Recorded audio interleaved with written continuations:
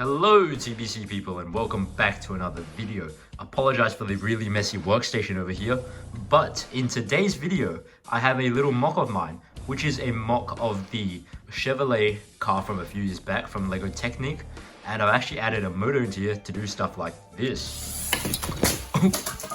Give me a second to reattach everything, but in this video I'm just going to be showcasing this mock and showing you guys what changes I made to the vehicle and stuff like that. So without further ado, let's get started. Alright, so I've adjusted the camera angle so that you guys can hopefully see everything a little better.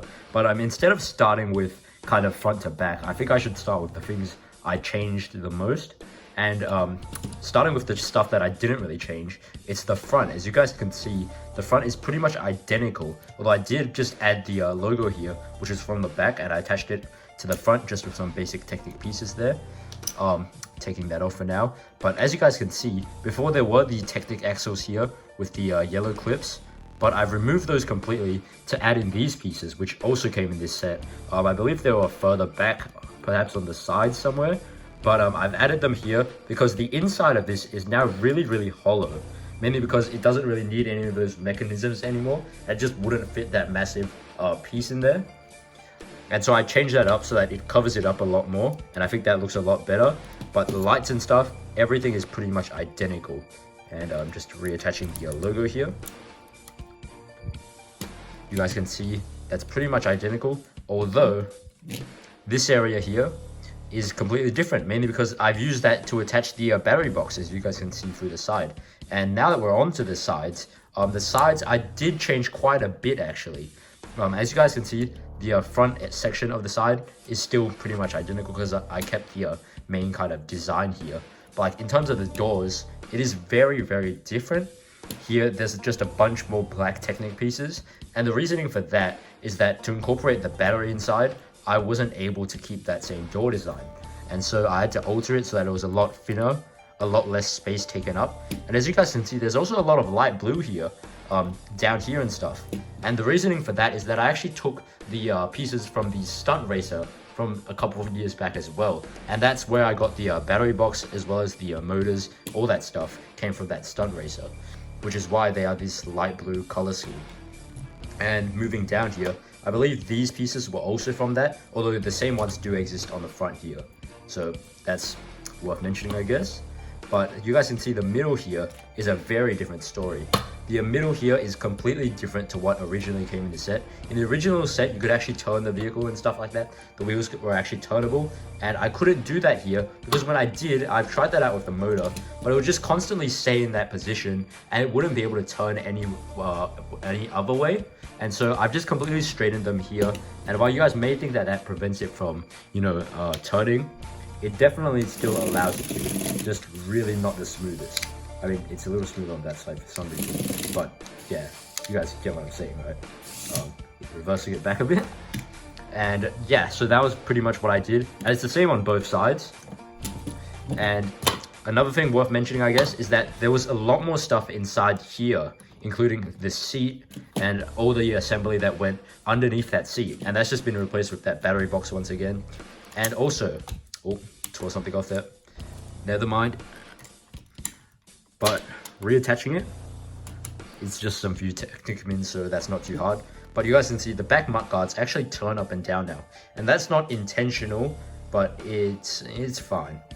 Also, I forgot to mention that the under parts here used to have these pieces, which I now use on the back, but I moved them to the back just because I had to attach the doors much lower in order to fit everything, including the motors and stuff like that. It just wouldn't fit with these orange pieces back here. But these mud guards, getting back to the mud guards, you guys can see that they're just attached by these single Technic pins on each side, which really isn't that secure, which is why they kind of turn. The same goes for the other side as well. You guys can see here. But I'm fine with it, but I would have much preferred for it to actually kind of stay in place. And moving on to the top actually, the roof you guys can see is exactly the same, other than the fact that it attaches really different. So before, it didn't have all of these pieces which kind of curve, and those were from the side as I mentioned. And I had to actually extend it quite a bit there, just so that it could attach in. And I believe that the roof is actually lower than what it originally was, which is pretty interesting. Also, The roof also had the mirrors in the front here attached to this Technic piece, but I actually moved them down lower just because I thought it felt more natural. And even though they still move around at all, which I really don't like, I definitely think it's an improvement over before. And moving on to the back, you guys can see here, it looks pretty different. And I think that the back is actually my least favorite part of the whole build, mainly because it's just so flat and there's barely any width and curve to it. I like the original, which was really nice. And also I got rid of the exhaust because I just couldn't work them with these pieces. I needed to connect these pieces using Technic pins, so that got rid of the holes immediately. And so instead I just used the light pieces from that same stunt racer set. And as you guys can see, that's how they look. Not the best as like engines, but definitely still fine. And as you guys can see, I did keep these curved pieces just because they gave it some dimension that it didn't have. And it's still really flat, but like definitely better than what it looked like before. Just by taking these off, you guys can see how flat that is, ignoring the blue Technic pins that is. But reattaching those is really easy. Just easily clip them on, same as you would with any other thing. And as you guys can see, I've used the same piece as the bottom on the top here, and attached to the top is actually a spoiler. And you guys may be wondering why there's two pieces here, and that's actually just because these came from the stunt racer set, and I just thought they looked really cool. And so I attached them, and now the orange is at the back now, and the spoiler just attaches in this way. And it's a little unnatural, I will say. Normally spoilers should be hanging out back here and sticking higher up, but my one's sticking a little lower. Mine's barely any elevation, but I still think it's an improvement. And if I remove that, you guys can just see how boring and bland that back is, really. But anyways, moving on to the other side, which again, I didn't really change anything from the other side. And down here, same situation with the blue. And you guys can actually see that I used the blue here. And in case you guys are wondering why I didn't keep the main frame of the original set, that's because I originally made it a little longer, and so I shortened it quite a bit. And I actually shortened it too far. The original one is about, I think it's 30 centimeters, but I shortened this to like 26, I think. And so I had to add these pieces on, and that makes it closer to 28, but it's still really, really small. And I thought that would really help with the play features, since smaller cars generally drive better, but it really doesn't because there's still too much stuff going on. The original stunt racer set is really, really light, and it's got treads as well, so it can do all these flips and stuff, but this one really can't. This one's really more of a display piece, I guess, which is fine. It's still playable, which I like, but it would have definitely been better for it to be a more functional build. Anyways guys, moving on to the way that the battery actually connects in. You guys can see here, and then you just pull on the roof there, and then hopefully it just comes off like that, and there you guys get access to the battery. And in case you guys are wondering how to remove that battery, all you need to do is pull, and the blue Technic pins should come out, and you get access to all that. And switch it off first for safety, and you can remove all this stuff, these blue and red cables which came on the stunt racer set, like I mentioned before. And there you have your battery. And I will just say that I had this stunt racer set like a really long time ago, so it makes this really loud squeaking noise whenever I remove it, which is really annoying, but at least it still works, so yeah. And to attach it, you just do it the other way around. Try to push, and then you try to make sure that this Technic pin doesn't come out.